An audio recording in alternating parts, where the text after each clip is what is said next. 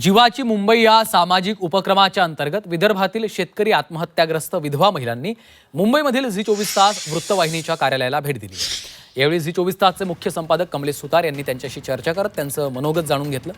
यवतमाळच्या घाटंजीमधील रसिकाश्रय संस्थेतर्फे दरवर्षी जीवाची मुंबई हा सामाजिक उपक्रम राबवला जातो। यंदाचं या उपक्रमाचं हे 3रं वर्ष आहे।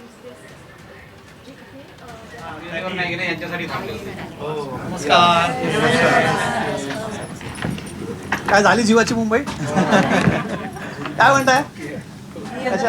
2024 ला त्यावेळी ज्येष्ठ नागरिक निराधार मंडळींना आम्ही केलं होतं, ज्यांचे वय 70 वर्ष होते।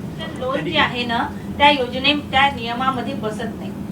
क्रॉप लोन कसं करायचे 13 रुपये घरी होते माझ्या त्यावेळेस 10 रुपयाचं